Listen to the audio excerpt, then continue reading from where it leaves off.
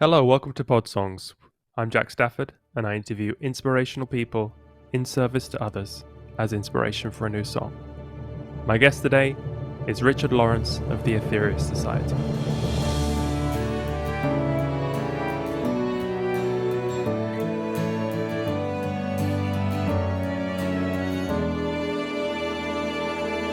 Hello, Richard. Hello, Jack, and all your listeners and viewers.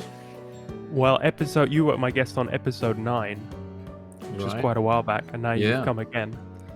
What episode are we on today? 94, I think. Wow. Gosh, well done. That's amazing. Thank you. Yeah.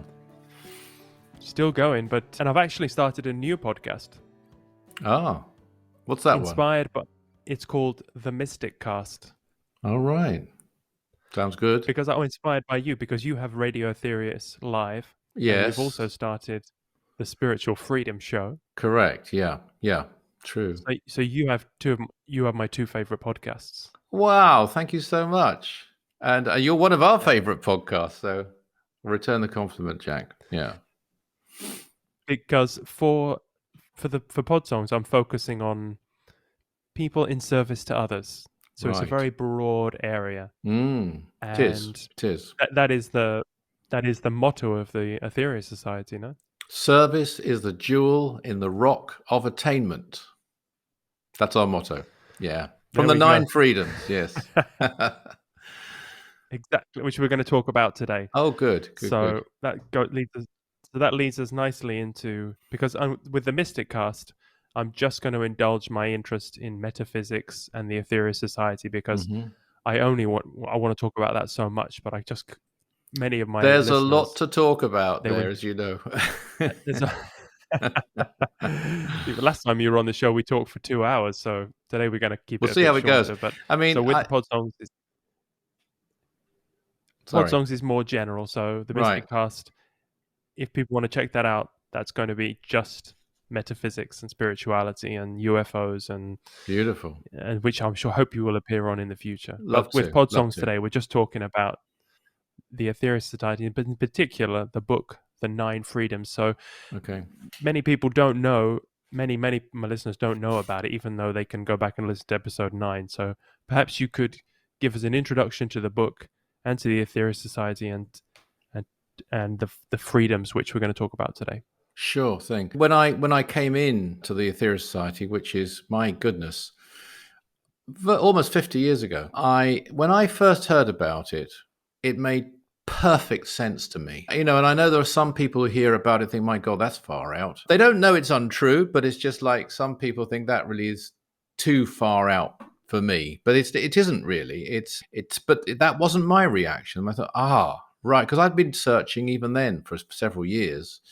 And I was still am very interested in the Eastern yogas and so forth. But it all fitted in. It all made sense. But at the very forefront of the Aetherius Society, as you have highlighted already, is service. That's what marks it out. And even now, if I turn back to some of those old Eastern teachings, which I love, like the aphorisms of Patanjali and the Bhagavad Gita and so forth, to me, and this is no insult to anyone who reveres those teachings, because I revere them, but they pale for me now when I compare them, because the one element with the Aetherius Society, which really makes us completely different, I feel, from any of these traditions, is that we have a way of saving the world, and not through converting everybody to our belief system. That's like the prerequisite of some religions. You've got to make everyone a Christian, everyone of this, everyone of that, whatever it is, and that's how you save the world. That is not our MO. We are a pretty small organization. We welcome new members if they believe in our teachings, but whether people join us or not, we will carry on doing the missions and the actions which benefit the world as a whole in a massive way. Now, I haven't really answered your question. What is the Aetherius Society? It's an organization that started in 1955. We don't have an exact date for I would personally date it to the first public meeting that was delivered by its founder, Dr. George King, where he entered trance, deep trance, samadhic trance, and received a communication in public for the first time from the Master Aetherius, after whom we're named. Master Aetherius is an advanced intelligence from Venus. I believe he's even higher than Venusian. Although he is from Venus, he is a very advanced cosmic being. And that's saying a lot, because Venusians include, I believe, and we believe, Jesus and Buddha, just to name two.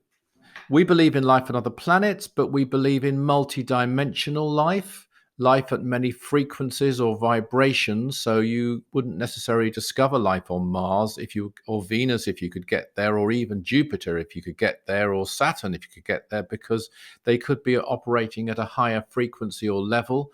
And that makes perfect sense. There are people living on this earth that we can't see at a higher level, and I'm sorry to say some at a lower level even than this one. And that's because they're vibrating at different frequencies.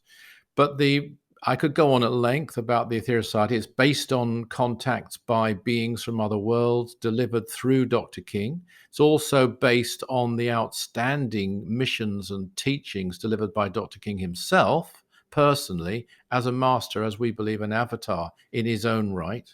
He never claimed that publicly when he was on Earth, but I believe very certainly that's what he was. And so that's what we do. We follow those teachings and those practices, but mainly with an emphasis on service. So you studied all these ancient teachings, yoga, Tibetan teachings, Indian teachings, Buddhism, and they all mention enlightenment, cosmic consciousness. They mention ascension. They have the lords of the sun. They worship the sun. Where does the book The Nine Freedoms go further than any of these ancient teachings?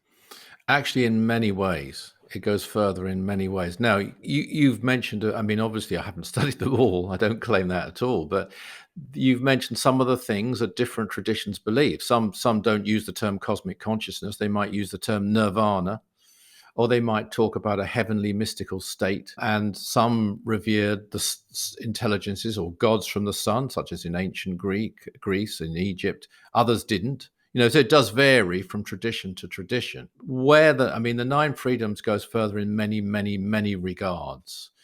But I think one of the ways it goes further, it talks about existence after nirvana, if you want to use that term, or cosmic consciousness, or the highest state. So no longer is evolution about escaping almost, or certainly moving away from or detaching from material existence. It's now about raising, transmuting, elevating all matter, all mass, all thought, all energy to higher levels. And so even after you've attained the highest states on Earth, you continue, or we will continue, to evolve to other planets, to eventually the highest planet in this solar system, which is Saturn, and then beyond that even to the sun. And then even after that, evolution continues, as the 12 blessings outlines.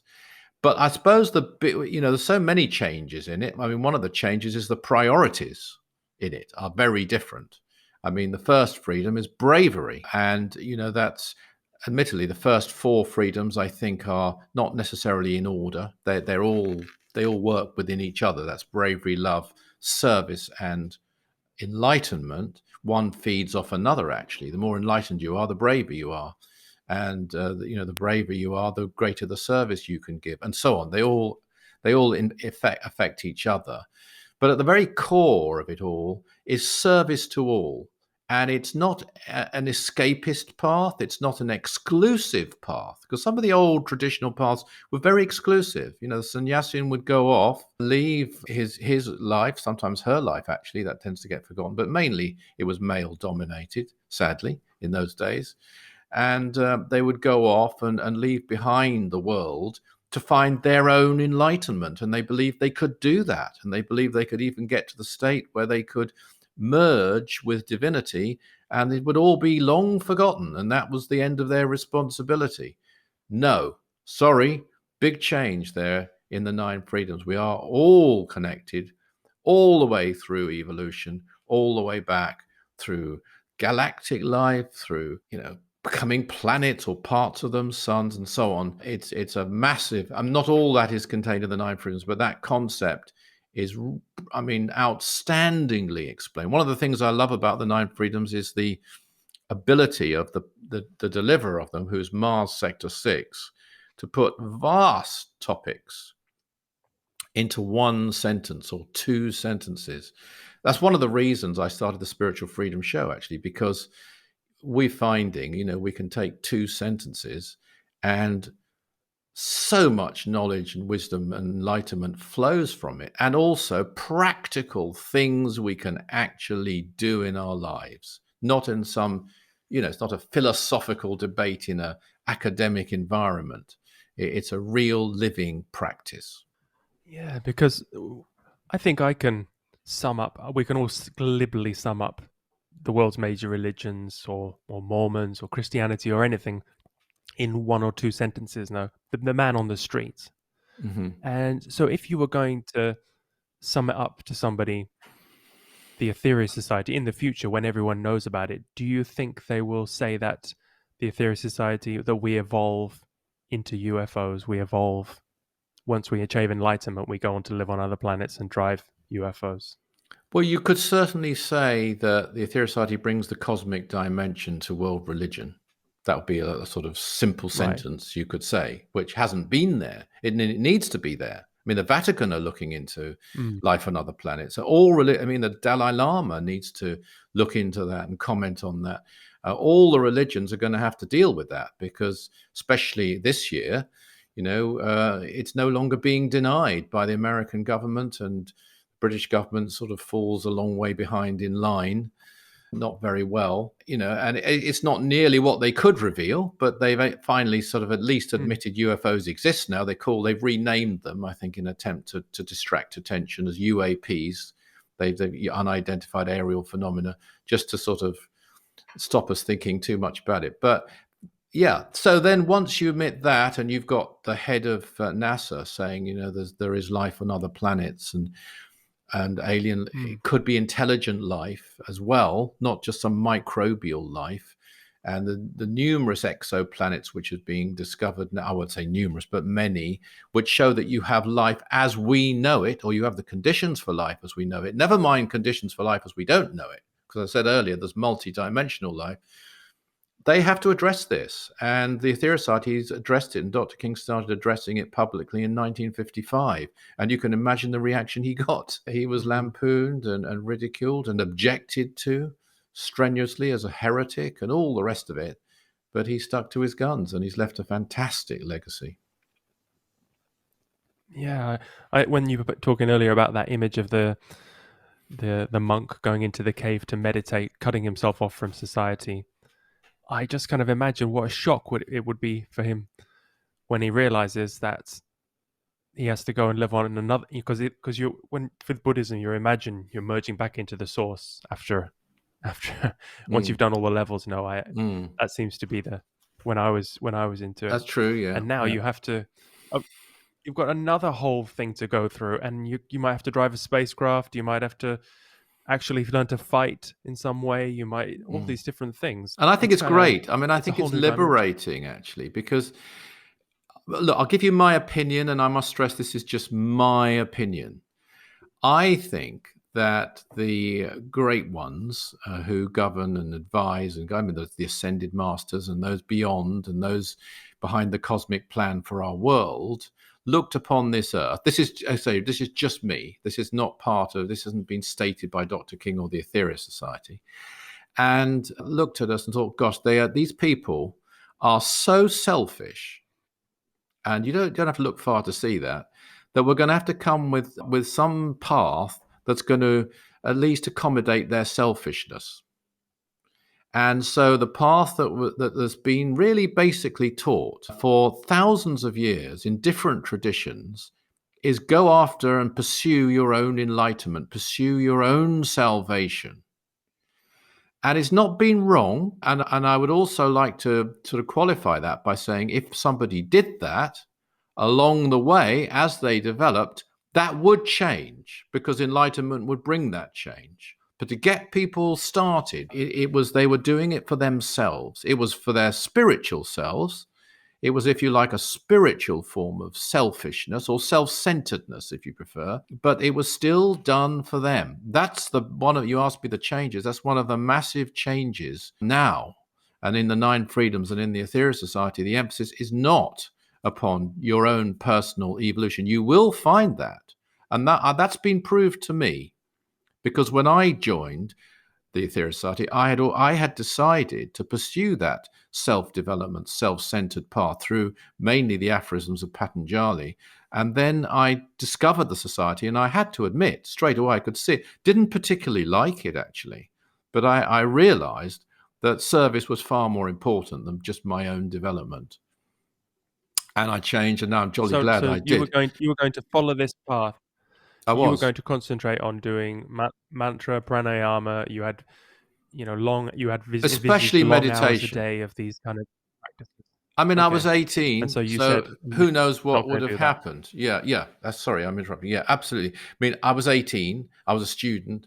We can't know whether I would have stuck to that, but that was a decision I made to, and the main thing in it was meditation. Those other elements you mentioned are there, but it was mainly through reading one book, which is called Raja Yoga by Swami Vivekananda, which has commentary on the aphorisms of Patanjali in it, and I still recommend that book. It's a great book. But the next day, I think it was the next day, I heard about the Aetherius Society, and from a great friend of mine called John Holder, who was a PhD student at the same university, gave a talk and had an experience that I couldn't argue with. I tried something that he taught, and it immediately had a massive effect on me. It was tangible. It wasn't a matter of faith. It was a real, definite thing. I knew it was real. And then I looked into it. And anyway, I could see that service, I did believe and realize and accept that service was a greater thing than one's own development. But coming back to my point, I think it worked. I think that plan worked for centuries, thousands of years, and as I say, along the way, those who really went for it, and I'm not playing it down. These were great people. This was a very difficult path. They made enormous sacrifices to cut away and go up the Himalayas and leave their families and leave their lives and just focus on it with tremendous, phenomenal discipline. There's many things. I'm talking about the real ones. There's lots of sort of lesser ones and fakes and people who dabble. I'm talking about the ones who went all the way. And some of those, I'm sure, went all the way through to ascension. And in the course of that, would have been far more aware of the need to serve. But I think it came at a much later stage, whereas now it comes right from the get-go. Service is there from the very beginning. It's the big priority. That's the massive change, I would say. But so I mean, now though, the realignment, if you like, of the path through particularly the Nine Freedoms, but just generally through the cosmic teachings delivered through Dr. King, brings us into line with those on other worlds who don't. They will spend a long time in meditation or galactic samadhi or whatever level they could achieve, galactic consciousness and so forth. But that will be for the purpose of enhancing their abilities to serve more afterwards. So yeah, it's for their enlightenment, but their enlightenment is for a purpose. Whereas in the older paths here, it was just for enlightenment, for its own sake, for your own sake. And as I say, my opinion is that was factored in, I think, brilliantly, because it did mean that some people were getting very serious about spirituality, but it took that selfish, if that's the word, motivation, self-centered motivation to get people to do it. Now, people are being called upon just to serve. And I think there has been a change. I think people are more aware of global service. I'm sure you've discovered in your podcast in many arenas, and it matters more, and people care about the planet and they care about humanitarianism more than ever, probably. Not all people, but some people. So it's more I think it's having its reflection through the levels as well, even to the material level. So there's that practical spirituality, applying yourself in service. Yeah. So from that day, you have given yourself to the society. You have done daily practices. You've continued doing, I suppose, a couple of hours a day. And after all this time, have you noticed any rises in Kundalini, for example, or any experiences or any development that you could My main tell us about? focus, I would just throw in there, has been karma yoga, more than the practices. Yes, I do them every day, the practices, but my main focus has been working, and in my case, through the Aetherius Society. And there are many, many ways to serve. I serve through the Aetherius Society because I believe it's the greatest service that can be given. If I didn't believe that, I'd be doing something else. I think that's what I would advise people to do. See, what, not even necessarily what interests them, but what they can see and believe and recognize to be the greatest form of service. And then you can get interested. The interest can come later, but the first thing should be giving the greatest form of service you can. To answer your question, yes, absolutely. I've discovered actually that what I theoretically gave up that day when I chose the Aetherius Society rather than my own development through the meditation and so on, has more than become in a much, it's far more fulfilling, I think, actually, service. And even in tiny ways, I think people can recognize that. When you do, I think the things we remember when we look back upon I'm a lot older than you, but when we look back upon our life and we think what counted in my life, they're nearly always things where we've made a difference for others. Not, I had a great holiday there and I enjoyed it, or that was a great meal I had on my own. But if I cooked a meal, this is a small thing, and people loved it, that matters more to us. And so I think our service is far more rewarding, brings a deeper sense of satisfaction. It's very testing, and it does require you to sort of get engaged in the nitty-gritty and in unpleasant things sometimes and unhappy things sometimes in order to really help. You're not going to sort of be helping the world if you don't look and see what's wrong with it and where help is needed. And that's not very pleasant. Some of those old aspirants wouldn't look at stuff like that. They just didn't want to see suffering at all. They wanted to keep their minds high all the time. That's out the window now. But to answer your question, yes, I've had numerous experiences, psychic experiences, channeling experiences of all kinds, but Kundalini, yes. And one thing I've discovered is that there's nothing missing in the Aetherius Society. Having been doing this now haven't quite been a member for 50 years, but I've been doing this for 50 years, and every day, as you say, I'm aware that of the psychic centers to a degree. I'm not enlightened fully at all. I haven't entered full samadhi, no, but I have entered various states of consciousness. I've become aware of the chakras. I've become aware of the kundalini. I've become aware of the nadis, mainly through this path of service. And let me illustrate one thing. For example, if you pray and you really pray with all your heart, you're doing it for others, or that's the best reason to do it. You might be praying for the people in Afghanistan or people that you don't know at all, China, there could be anywhere, but you're praying, you are activating your psychic centers.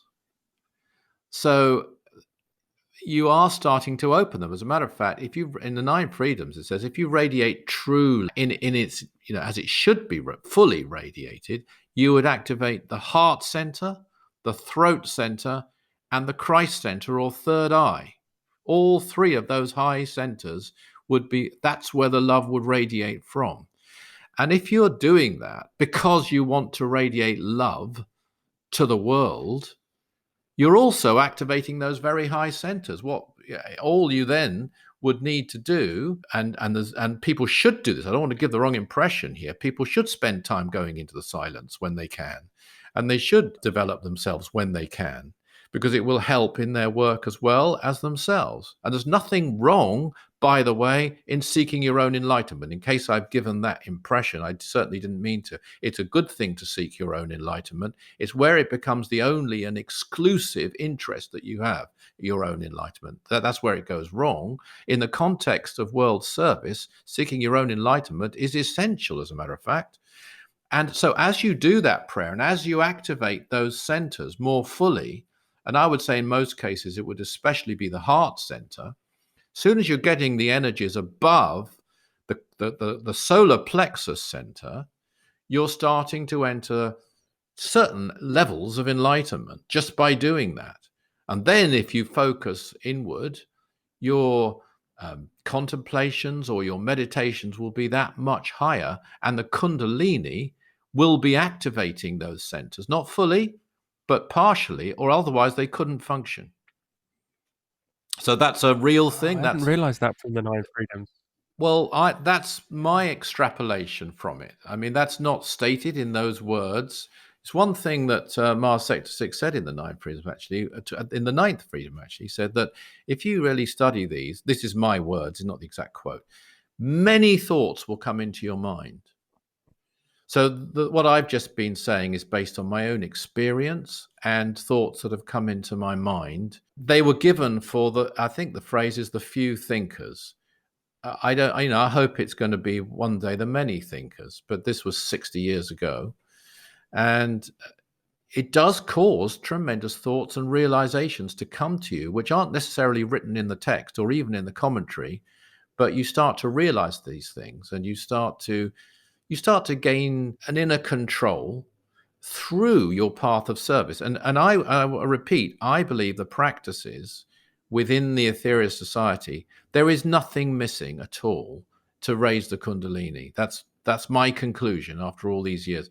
It's and I used to think, look, maybe one needs this, one needs that, and I'm certainly not saying people shouldn't look at other things or even try other things if they wish to, but I think if you do the 12 blessings and you do the practices contained in Realize Your Inner Potential, which I was honored to co-author, there alone, there are others, but if you just did those two, you'd have everything you need in a life of service to raise the Kundalini. And I haven't done this yet, but enter Samadhi. Isn't that fascinating? Because I do the pranayama and the mantra, right, for many reasons, many benefits. One of which is to clean the nadis. Yes. But what you're saying with prayer is that you are using your chakras. You're exercising them as you would a muscle with prayer. So you should concentrate on the heart chakra. Because I often concentrate on the palm of my hands when I'm doing the 12 blessings. But should I concentrate more on the heart center? You do need to concentrate on the palms of the hands. I mean, just for anyone who's new, the way we practice prayer as taught by Dr. King, and I would stress taught by Dr. King, because people say, well, the 12 blessings practice was given by the Master Jesus. I would say the 12 blessings practice was given by the Master Jesus and Dr. George King, because it was he who told us how to use it.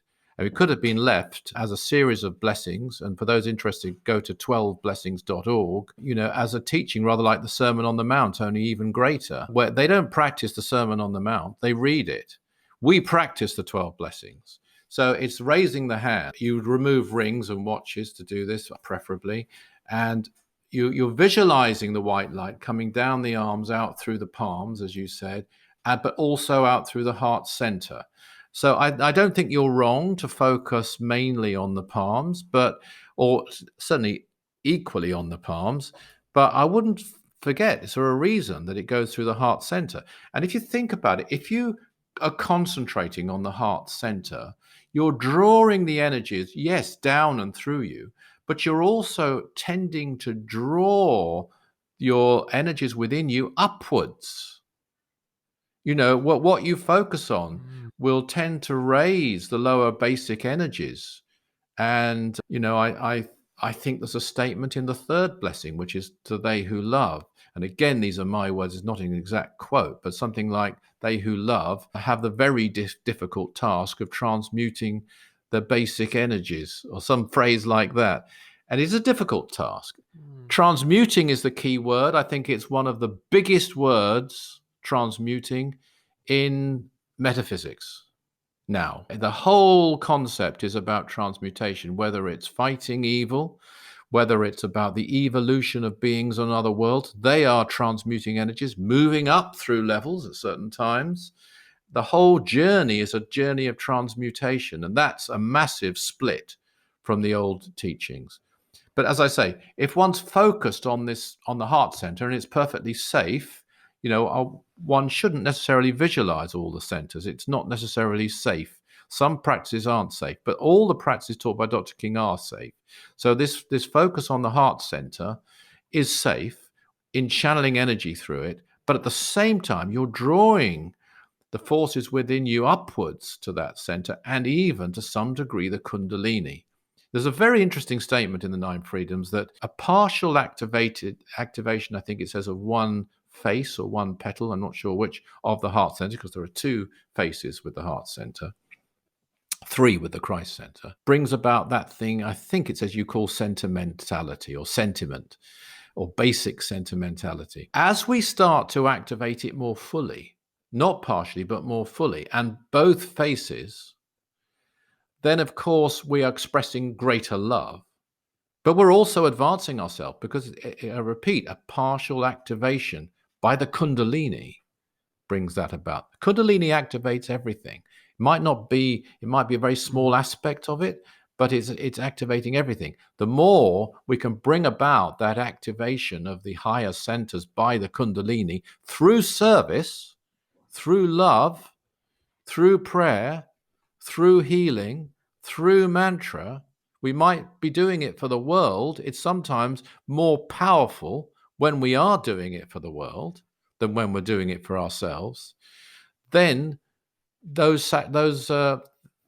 will be a natural, easier, more ready flow of Kundalini to the higher centers, which brings greater enlightenment. They are absolutely interknitted, Jack, together. Your enlightenment is interknitted. That's what I've learned. When I first saw it, I thought this is a sacrifice in a way. It's a step away from my own, but I don't see it that way at all now. I see them absolutely integrated. Your own development, your own safe development, because there are methods which aren't safe, but your own safe development absolutely interknitted with the most important thing, serving the world. Yeah, because you're one of the few people that I know about studying the Nine Freedoms and the teachings, and every day you're thinking about it, and you've been doing this for so many years. And with your show, the Spiritual Freedom Show, you go through it line by line, and So it's an just honor. Incredible how these things. Yeah, but it's how these seeds bloom in your mind, so you can show us all the flowers. And I think, if you do this, and I'm sure you find this, you get helped as well, because I sometimes, I'm sitting there preparing the show and I'm thinking, my gosh, where did, I'm not claiming to have channeled it, by the way, I'm not. But I think, where did this come from? This is just, when you tune into a teaching by any master, you start to draw some of the inspiration of that master to you. And when you try even more so to practice the teaching of a master, and you're aware that you're doing that, you're creating a link with that master, and you'll draw some of the inspiration, the energy of that master to you, whether it be even an intelligence such as Mars Sector 6. And I'd like to add something else. That study of truth and the discussion of truth, like we're having one now, you might say, this isn't a selfish occupation, because what you're doing there, okay, yes, you're educating yourself. When I do a Spiritual Freedom Show, I try to share knowledge and information and tips and useful things, but I'm educating myself as well. But also there's something else going on, which is we're planting seeds into the mind belt of Earth. And these are new seeds. Okay, it's 60 years ago, but they're relative new seeds. I mean, if you think about it, if you came across and you had no background at all, you just somehow came to Earth and you were told the belief system of the Christian church, that, this is not an attack on it, because I have great respect for it, but you have a man who was born, who was the one and only Son of God. That's an odd thing. That's a very, very odd claim. Just looking at it cold. I mean, this one man, why only one? Why then? And then you're told that, all the dogmas that flow from that, and this is the one and only way, and this, etc. It would seem very odd, I think, if you had, but because that particular teaching has been embedded in the mind belt for over 2,000 years, spoken about, written about, studied. And very strangely, a whole tradition grew out for over 1,000 years, and still exists now, of monasticism, Hermeticism even, which really has nothing to do with, I would say, the Sermon on the Mount or what Jesus did, or but it still grew out because it's still that again. I think is the old way manifesting through this religion. But because of that, I think when we hear that, we might not believe it, but it doesn't sound so odd. It's in we probably most of us have been Christians at least once in former lives. And so it's quite familiar to us, and it resonates, and it doesn't seem. But some of the ideas of the Aetherius Society, because we're relatively new, we're planting new seeds. And, some of them seem very strange to some people because they're new. I'm actually a believer that most of the people who hear about the Aetherius Society and don't take it up, it's not because they don't necessarily believe it. They might say they don't, but I don't think they really don't believe it. They don't know enough about it to not believe it. They certainly don't know it's untrue. I just think it's because they don't either they don't want to be doing that. They don't, it sounds strange to them. It's just not in the fabric of the life that they want. And that takes something to change your life. And there are great examples through history of people who've done this, because like it or not, want it, I mean, I'm lucky. I wanted the path and I love the path. So, I'm doing what I want to do and it's great. But, sometimes it isn't what you want, but that doesn't make any difference. And there's some fantastic examples through. I mean, just to name one, Schweitzer, just throw him. I mean, he wasn't sort of, oh, I must go and work with lepers.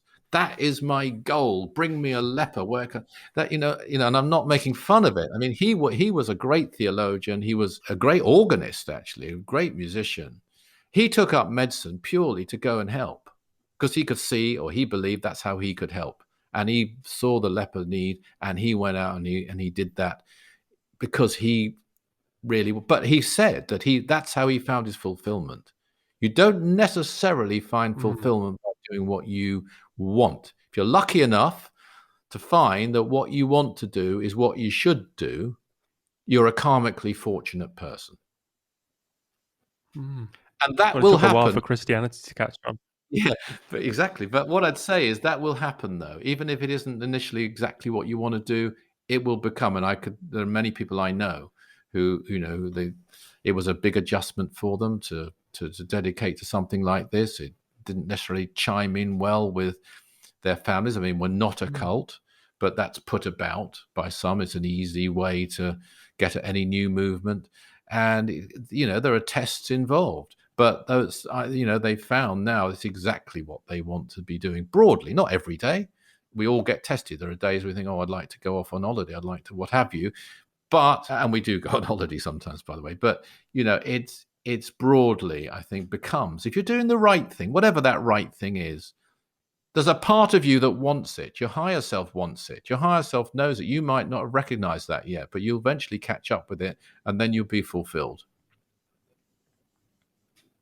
I also think about the Theosophical Society and Madame Blavatsky, right? And they were probably one of the, is that predecessors a right word, or they did help to raise consciousness? Yeah, I mean they were pioneering the ascension, you might say, the ascension stage, not the cosmic stage. Although I believe most Blavatsky and Alice Bailey, I think I'm right in saying, were open to life on other planets, and did even believe in it, I think.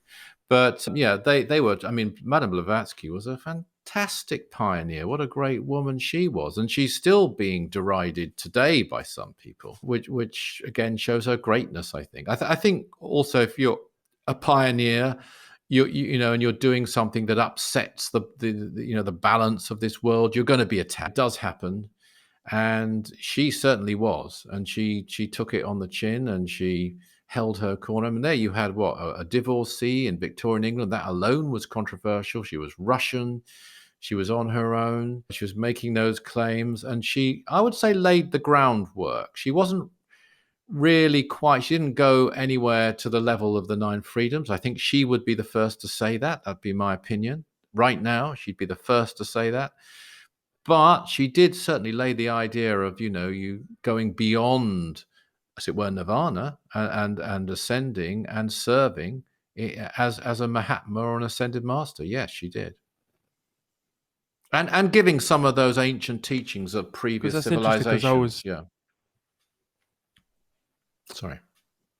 Yeah, because in this, every Sunday we have the service, which I watch online from London, and there's an extract from Dr. King, and he was talking about Madame Blavatsky and the teachings, and maybe one thing she missed, or one thing that could have made it a lot better, was that something that we get from the 9 freedoms is how it came about later on when we develop a Saturnian existence, or when we become, eventually our consciousness merges together with others to form planets or greater beings. We vibrate in together, and we go through an initiation. And what I didn't know was, what I learned yesterday was that planets, the logos of the planets, they could go through a door to a higher level, but they don't walk through that door. They stay in service for millennia. And that's something that at every level we have that choice, where we could be we could go on to another planet, or we could stay in the spiritual hierarchy of Earth and live in a mountain and go around helping everyone thanklessly. And I was also thinking, that reminded me, it was kind of a coincidence that you got these teachings when you were young from Patanjali, and then the day after you heard about the Aetherius Society. So there could have been something like, you could have repeated something you've done in a previous life, but instead you could have done service there, but you can be of greater service as you are now as director of the Aetherius Society. Yeah, and funnily enough, first of all, starting with theosophy, Dr. King did say that concept of giving up an initiation or giving up a high state of consciousness for others is missing in that. And it's very, very prevalent in the 12 blessings in particular, I would say, and in our teachings. But I must say, I looked at that very book, and I still recommend it. It's a wonderful book, Raja Yoga by Vivekananda. And I looked at the Aphorisms of Patanjali quite recently again, because I turn back to these things every so often. And each time I do, and this may sound wrong, but I'm going to say it, they seem a little flatter. Not untrue, and very, very great, but there's something missing. And I can see what it is. And particularly if I read a writing about karma yoga, and there are people who've written about karma yoga, and then compare them not just to the cosmic teachings, but Dr. King's own personal teachings and the path that he set on karma yoga, they seem a little flat. And I don't really, it's invidious to name names, because I won't. But I mean, there's great yogis who I highly revere seem a little flat in that one regard, because they don't have this concept and they don't empower you, unenlightened as you may be, to really make a massive difference in saving our planet. Most of them will say, look, when you're enlightened, then you will make a big difference, because you'll change the karma of the whole. If you change one element, it reflects on the whole. But that's a kind of indirect service, and it definitely is true. But in our case, we can do things now in cooperation with beings from other worlds. Satellite number 3, which comes into orbit of Earth at certain times to radiate energy, the various missions we do, working directly in cooperation with beings from other planets through Operation Prayer Power and several other missions. These are gigantic things that we can do. And so next to those, I must say, those old teachings that I've always had a love for, I think I always will, they do seem increasingly flat. I think that's the word I would use. They don't quite hit the spot anymore, because they're not doing that. They're not even claiming to do that. They're claiming to offer you your own salvation personally, yes, but not to save the world, to have an impact on humanity, to save people from dire situations, to, and above all else, I think, to somehow tune in and help in some degree, no matter how small, the planet herself as a living being. You mentioned the Logos of Earth, the Mother Earth. There can't be anything greater that I can think of than, in some way, no matter how small, helping her in this scenario terrible scenario she's in and has accepted. I actually wanted to mention one thing about, because you mentioned Madame Blavatsky there. Yeah, because personally. I was having dinner with the master one evening, just the two of us in Los Angeles. Oh, I say the master, by that I mean Dr. King. He was my master. And I told him that a book had just come out. This must have been in the 90s. And this book had come out, I think it was a centenary book, and it was a terrible diatribe attack on Madame Blavatsky. And, even this late on. So I mentioned it to him, in passing, because it came up in conversation. And I remember, and he stood up at the table, walked around the dining room, and said, and he was indignant. And he said, well, she's in the Great White Brotherhood, by which I took it to mean not necessarily ascended, by the way, because the Great White Brotherhood also includes unascended members. But certainly she's a highly evolved, highly, yes. The Great White Brotherhood is described in two ways. One, it's a body of ascended masters, the spiritual hierarchy of Earth, but also there are those on the highest realms, mainly the highest realms. There could be, for certain reasons, somebody in a lower realm than that, who are within that order to a degree, because they're working for it or with it or under the direction of the ascended masters. Yes. They might be working under the direction, for example, of Count Saint Germain. Before I got into the society, I did a lot of Vipassana meditation, which is when you go into these 10-day retreats and you sit down and you go within. But I wouldn't do that now, because imagine in 10 days I could do a lot of service to others on the physical plane. Good point. And one thing I've discovered in running workshops, whenever I've run workshops, particularly on Realize Your Inner Potential, because I was honored to co-author that. It's Dr. King's book, isn't my book, but I was honored to co-author it, as you know. And when I've run workshops on it, we have various elements in it. One part of it is self-development. And there's, as I want to repeat, nothing wrong in that in its rightful context. Yes, it's great. Do breathing exercises, do Kundalini visualizations if you're ready to do those. They're contained in the book. Fine. But I have also found that when we do the elements of it, which are more service orientated, the students in the workshop are more likely to have experiences. It's an interesting finding. So when they're, say, for example, healing someone, or sending prayer, receiving healing, maybe as from others in the group through mantra, or whatever exercises we're doing, those are the elements which are. The people having experiences all right through the workshop, but that bring some of the greatest experiences. So I'm just sort of going with what you just said there. If you're not doing the, I think you said Vipassana, is it? Meditations, but instead you're serving, you'll have. Thank you. You'll have the experiences doing the prayers, doing the things for others. You'll still have them. You'll still be raising the Kundalini. You'll still be cleaning, as you rightly said, the nadis, purifying the channels. It'll be done by your love energy. There's a line in a wonderful prayer called the New Lord's Prayer, delivered by the Master Jesus, and I'm often returned to it. Never again. It's a prayer so that never again may we turn from our inner vision of you. And it's a prayer to God. It's in the course of quite a long prayer. There is that line. You may remember it. Now, Dr. King, commenting on that, said, well, of course, that would be impossible if you really did it, because if you never turned from your inner vision of Brahma or God, you would be in such a deep state of meditation, you'd be immobile. You couldn't function, which is typical of Dr. King. He was so exact, and he analyzed it. However, the spirit of that statement, never again will I turn from my inner vision of you, must be true. You can be serving, you can be functional, you can be radiating love while doing a menial task. And as you do, you'll be, to some degree, not fully, or you'd be immobile, but certainly partially activating your higher chakras, and that, I think, is the meaning of the expression of that brilliant sentence: never again will I turn from my inner vision of you.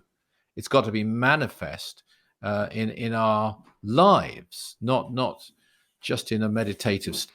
Well, thank you for that. I get new insights every time I speak to you. So maybe we could end the show with, because I've actually already written the song, because we've had this interview lined up quite a while. Normally I write the songs after the show, but because I knew I was going to speak to you. Yes, and that's my fault, and I apologize for no problem at all. that. But I've already written the song about bravery, which is the first freedom. So maybe you could lead us into that by explaining what the first freedom is, and why, of these 9 freedoms, which ends up with you living on the sun and includes living on Saturn, why is bravery the first freedom?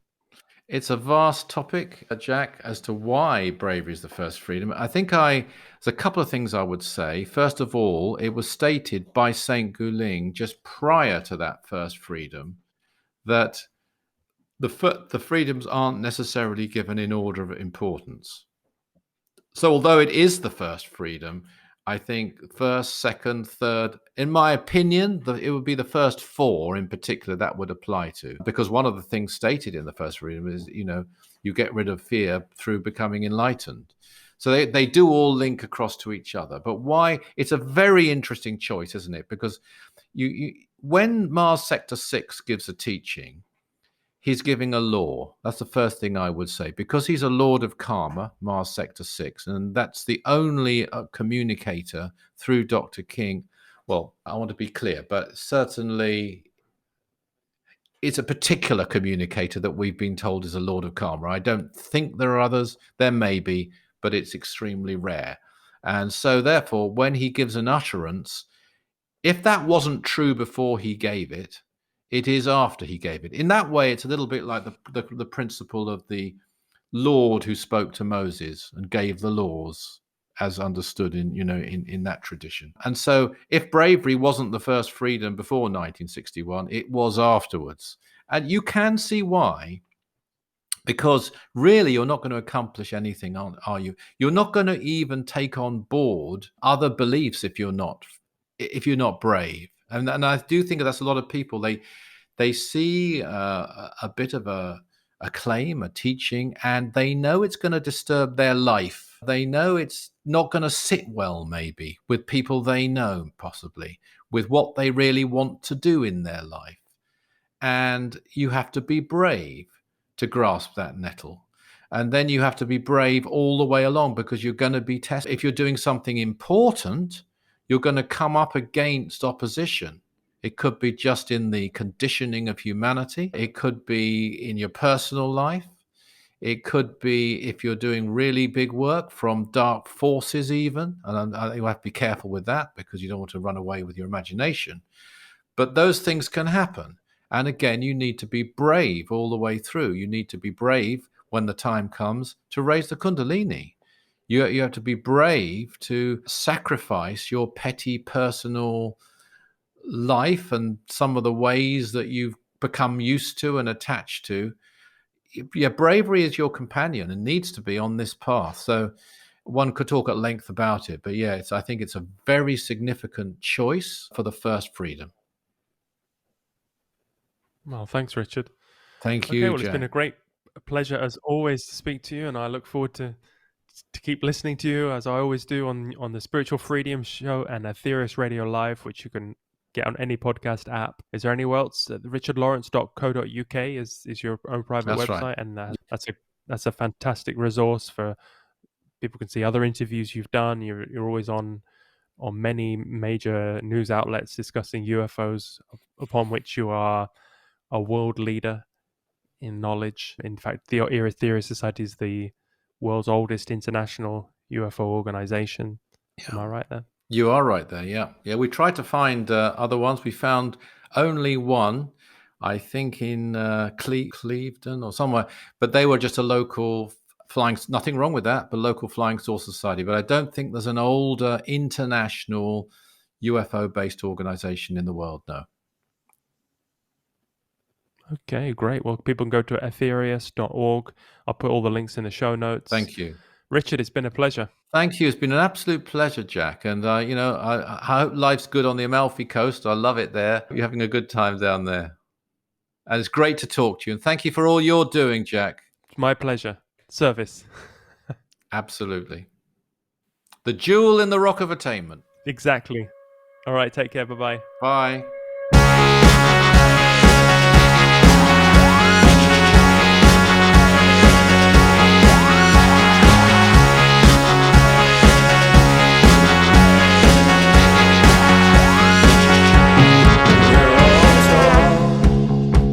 An outlook based on fear. We are caught in bondage of our making. Study fear coldly without emotion. See it for what it is, a state of mind. Walk towards what you're afraid of. Show the world what you are made of. Break away, clearly see the bravery. It's freedom.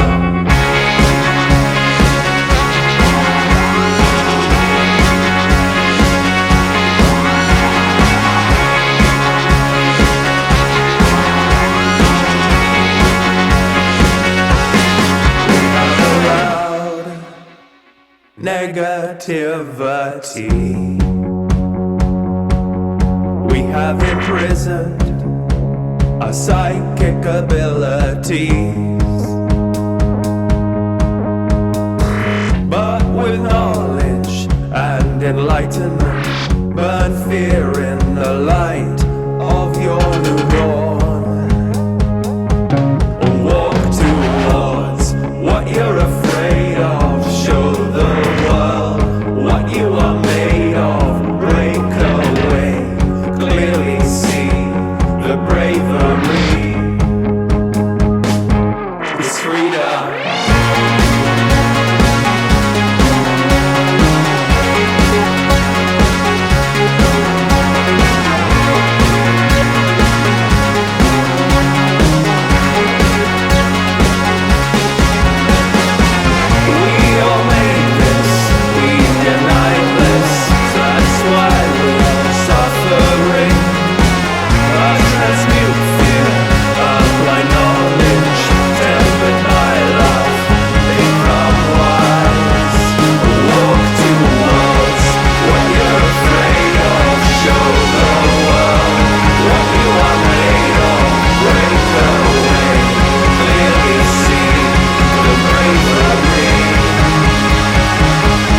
It's freedom.